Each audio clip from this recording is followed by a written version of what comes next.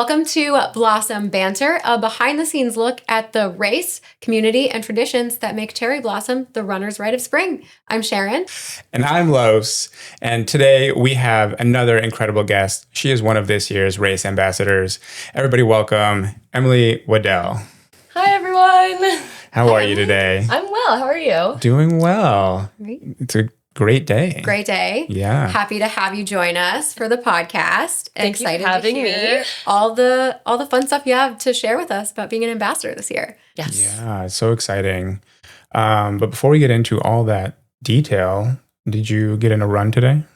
I did. Yeah. Long run Saturday. Long run Awesome, Saturday. awesome. Amazing. Yeah. How What did it is- go? Yeah, what's long run? Oh, yeah. Good question. So right now I am 10K training. So my long runs are 8 to 11 miles. Awesome. And today was just shy of 9. Nice. nice Very job. cool. Yeah. Nice. That's amazing. Did you get out before the rain or were you caught in it? I got caught in the rain. Okay. Ouch. I Yeah. got caught in the rain. Very impressive that you can get your 9 miles in, gut it out in the not so lovely weather. So well done. Thank you. Yeah. I really have no other option. There's no. Oh my gosh. That's okay. I don't have access to a tread, so it's outside or nothing. Oh, okay. Yeah, no. Same here. Fair. Yeah. I'm always outside. Yeah. I don't think I have access to a tread. I wish I had access to a tread. Yeah. Yeah. Well, everyone always says you never know what the weather is going to be like on race day. So it could be cold, it could be rainy, it could be incredibly gusty, windy. Yeah. Yeah, it could be hot. Could be hot. Could Probably be. not, but it could be. I'm crossing my fingers for it to be hot. No hot. No heat. Exactly. I'm right there with you. I'm a cold weather runner. Give me 40 degrees. Give me a little bit of maybe a mist out there, and I'm going to thrive. Yeah. 45 to 50 and cloudy. There you go. Exactly. That is, I think, Usually. what most runners like. I'm okay with being the weird outlier on this one. That's okay. Yeah. We need one. Right? A hot And- take. Exactly. I am the You exception are that proves the the hot rule. and take. I'm okay with Yeah. well, Emily, would you like to share with us and our listeners a little bit about kind of your running journey and what brought you to Cherry Blossom? Sure. So I actually started running in 2009 Wow. in high school. Yeah. I played soccer, and the track and field coach at my high school was notorious for poaching soccer players. Nice. Sure. Yeah. He saw me running, and he was like, you should stay in shape for soccer.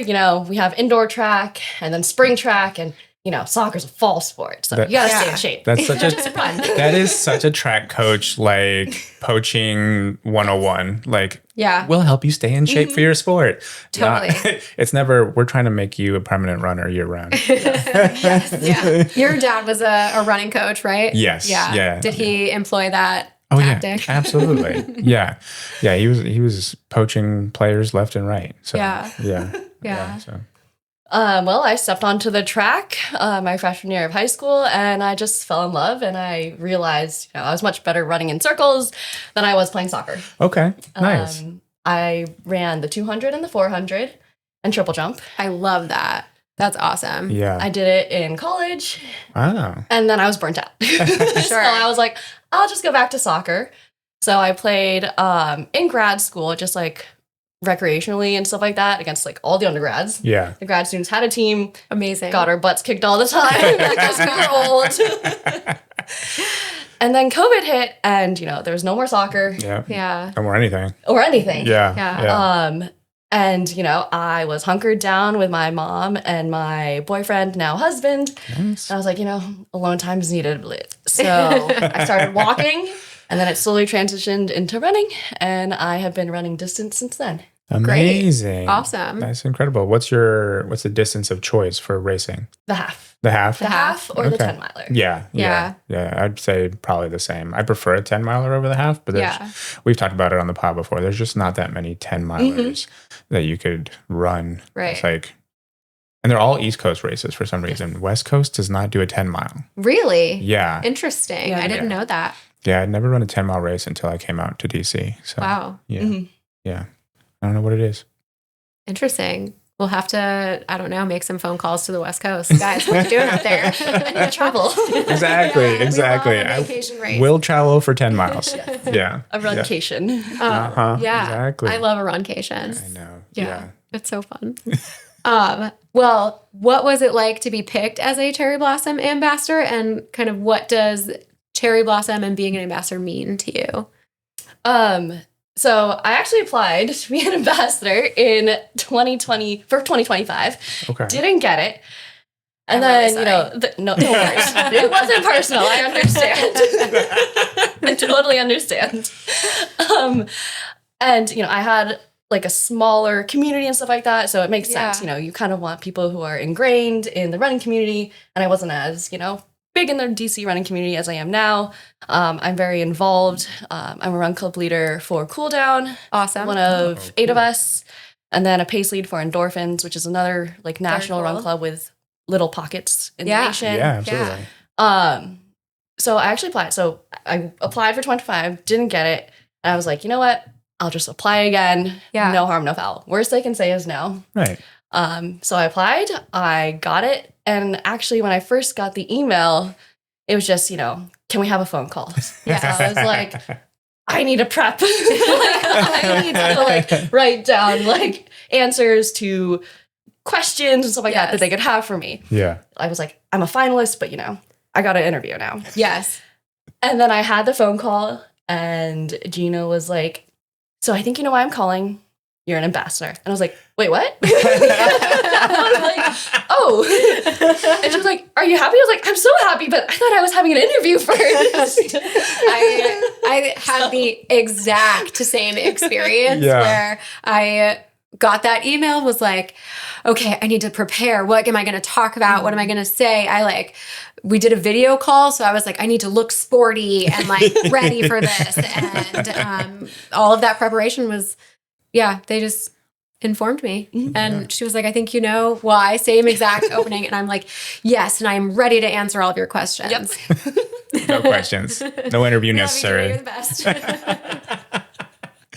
Yeah, it's such a cool phone call to get. It is also kind of like you guys said, it's a little bit unnerving because you don't know that you're in until you pick up the call. Yeah. But then after that, all that anxiety melts away and you're like, oh, this is exciting. Yes. Yeah. But I have to be quiet about it. Yeah, exactly. I cannot tell anyone. I did tell my husband and my mom. Of course. Yes, of course. Yeah. For sure. No, absolutely. I am so happy to be chosen and I'm so grateful because I was scrolling back through past ambassadors and I noticed that there hadn't been a female Asian ambassador since actually 2020. Oh, wow. So it's been a couple years. And I think representation is super important. Yes. Absolutely. Especially for minorities. Growing up, playing soccer, there really weren't any Asian soccer athletes. You know, there was Mia Hamm and stuff like that. Yeah. And tons of amazing women, but none of them were Asian. Right. So it's always hard kind of to see myself in those sports. Yeah. Sure. And then when I transitioned, from the field to the track, there also aren't many Asian female athletes running around. No, absolutely. And even on the start line too of races, I look around and there aren't many Asian runners. I think they're growing for sure. Yeah. Yet. Yes. Yeah.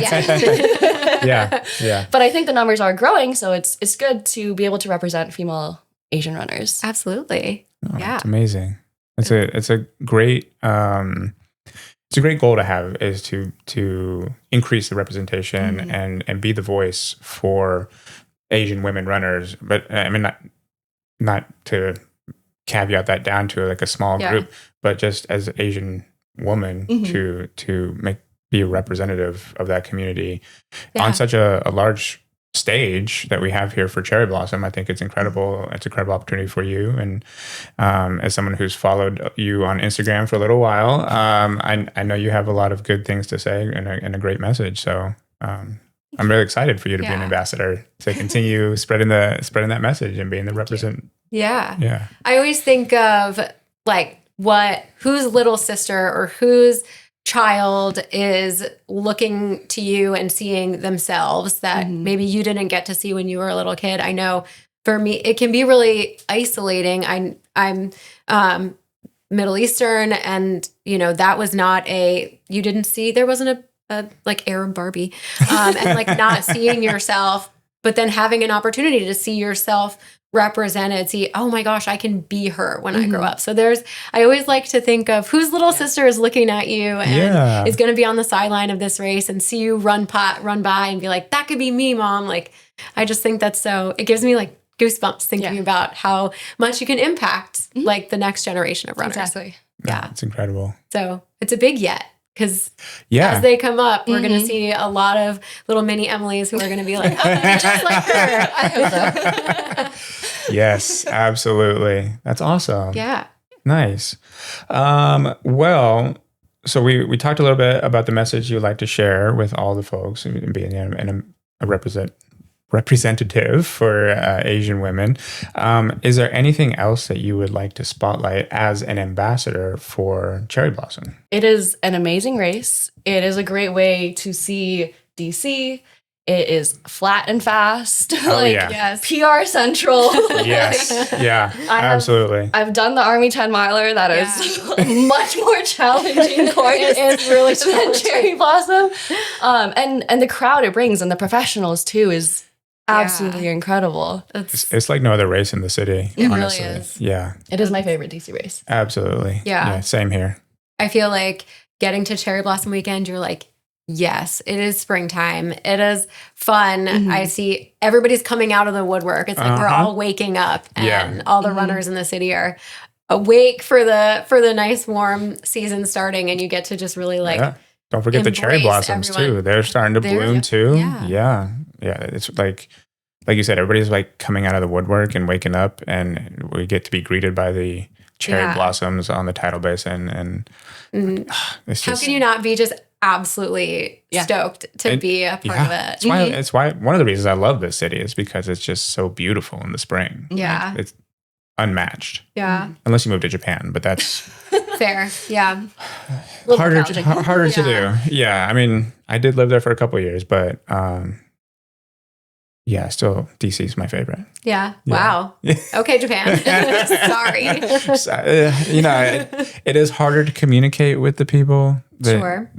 Japanese is a hard language to learn. Yeah. Yeah, I tried. You did? I learned a couple phrases, but that's about it. Yeah. I think as an adult, learning any other language is really hard to do. Mm-hmm. Yeah. No, for sure. So as an ambassador, what do you personally have planned as an ambassador to like highlight DC, the race, all that kind of stuff? So actually for the past 2 years, I have always done on my own a race course preview where I'll just go out on one of my Saturday long runs and I'll just, film the course and I'll share the map and stuff like that. I'll talk through, where there's like slight inclines, like when you're going over the bridge to Arlington and back. The mini hill, like right before the finish line. Yes. The beauty, but also the quiet of Haynes Point. There's not as much like crowd support there. Oh, no. Yeah. So just like little. But there are Oreos. There are Oreos. And shots of beer. Yes. Yeah. Yeah. I took 2 shots last year. 2 years ago? Yeah. Yeah. Jared and I went back for a second one last year because I was like, last year was my ambassador year. Jared, I don't want this race to end. What can we do? Like, I don't want to finish because I just want to soak up every single moment. So we were like, second Oreo? And they're like, weren't you guys here before? Yeah. We got lost. Got lost on the one way. Didn't think to follow the crowds, but we got lost. Yeah. Charted our own path. There you go. That's funny. Yeah. Oh, very cool. So where can people follow your story and these course highlights? Is it social media or? Yeah, you can follow me both on Instagram and TikTok at mileswithm44. Awesome. Amazing. I do. You guys all should too. Yeah, I do too. Yeah. Actually, I think it was because of one of your course previews that I started following you. Because I think it was a race I hadn't done yet, and I was like, "Oh, let me watch this video," and then I was like, oh, well, I should follow because you're very informative. Yes. And your videos are really well done. Thank you. Yeah. Thank you so much. Yeah. So. And that's so helpful for people who haven't run the race in particular to have you kind of guide them through what they can expect. And it's because if you've never done Cherry Blossom before, you know, you might have in your mind like specifically where the cherry blossoms themselves are located, but not be thinking about what the rest of the course looks like. And so having you kind of guide it's like you're holding their hand through the course. Exactly. That's cool. Yeah. But it's not just for runners too, because like it's good for spectators to know where they point out places. Exactly. You point out places, and especially if they're following somebody on the course, they can be like, oh, this is where I'm going to see them. This is where I'm going to see them. Yeah. And Cherry Blossom's great for that because there's a few out and backs there. Yes. That are great for catching your runner more than one time. Yes. My mom,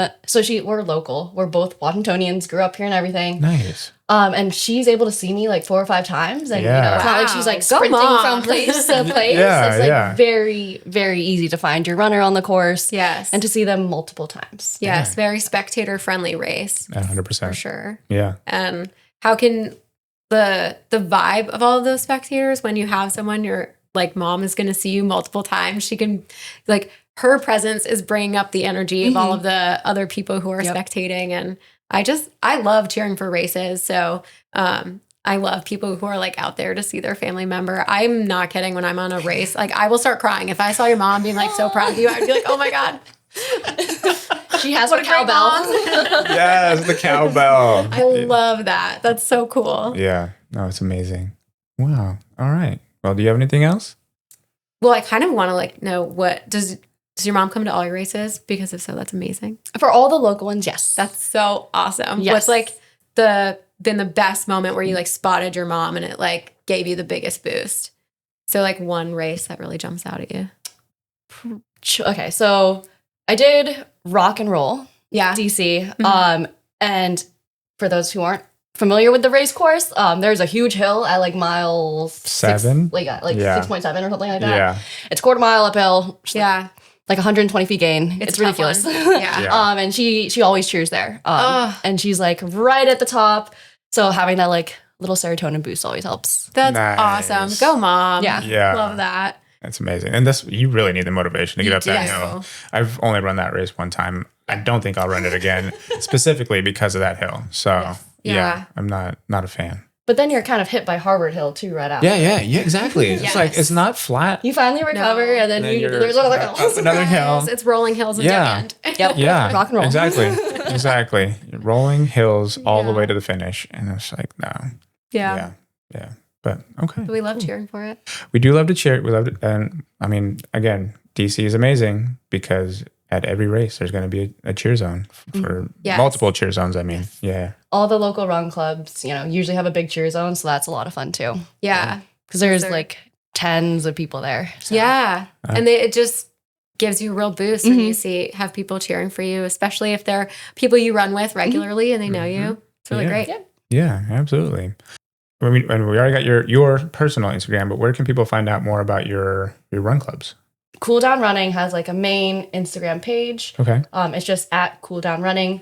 And then we also have a DC channel where we post all like the DC updates. Great. We took a short little break for the winter. Sure. We stopped, I think it was end of October, and we're picking back up early March. Okay. Great. So let you guys know. Yeah. And then Endorphins actually has an app, and you just need to join the DC community. Cool. And you can find out all the notifications where runs are happening every week. Wonderful. Yeah.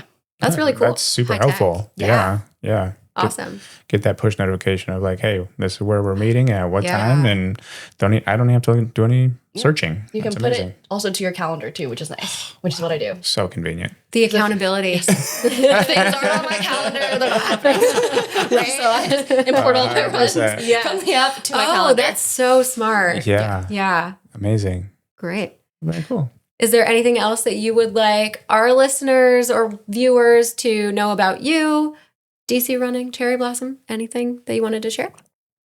enter the lottery. Enter the lottery. Because this is definitely one of the best races. Yeah. I think by the time this episode comes out, the lottery might be closed. That's okay, though, because then at that point, people should be looking out for those confirmation emails. Yes. Yeah. We want get that positive vibes and Instagram posts of I got in. Yes. Yeah. And if you maybe didn't get your lucky number pulled, the DC, the Cherry Blossom organization makes bib transfer really smooth and easy. So keep an eye out on DC running communities, pages, follow your ambassadors. There are lots of opportunities to maybe get a second chance at running the race. And if that's not enough, if you volunteer at the race this year, you are guaranteed entry into the race next year. And there are plenty of volunteer opportunities every single year at the packet pickup, at the 5K race, at the 10 miler. The kids race. The kids race. Yeah. Setting up, breaking down. I mean, all the things. Tons of opportunities. And it's a great way to get to meet other people involved in the committee and give back to your community. And we talk all the time about how supportive all of the run community is in DC. So if you want to be a part of that supportive community, volunteer and then run next year. There you go. I already signed up to volunteer. Beautiful. Yeah. Well, I will say that Sharon and I are both previous ambassadors, and there seems to be this pipeline of ambassador to committee member. So there's a potential that you might just get asked to come back and be a committee member someday. Yeah. You were the year after you were an ambassador. Yeah. I was 2 years after I was an ambassador. So it's just kind of, as spots open up, we like to work with people that we've worked with before and who perform well. And every year the ambassadors are incredible. So yes. Yeah.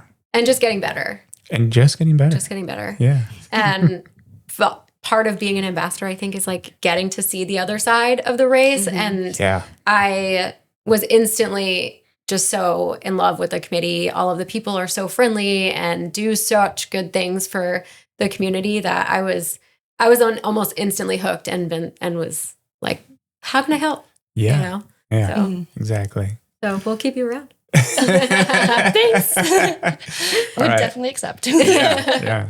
All right, Emily. Well, thank you so much for coming on the pod. We really appreciate you coming on and talking about your ambassadorship and being a representative. I'm struggling with that word. A representative for your community. It's amazing. So, thank you. Yeah. Yes. Thank you so much. It was awesome to have you. And for all of our listeners, viewers, please start following Emily and her journey. You can follow us at CUCB, follow all of the Cherry Blossom socials, find us wherever you listen to podcasts. We hope you like and subscribe because it's super helpful for us. Find us on YouTube. And if you have any ideas for future episodes, thoughts, comments, suggestions, feel free to drop us an email at blossombanterpodcast@gmail.com. Perfect. Yeah. All right. Thanks for listening. Thanks. See you on the next one. Time.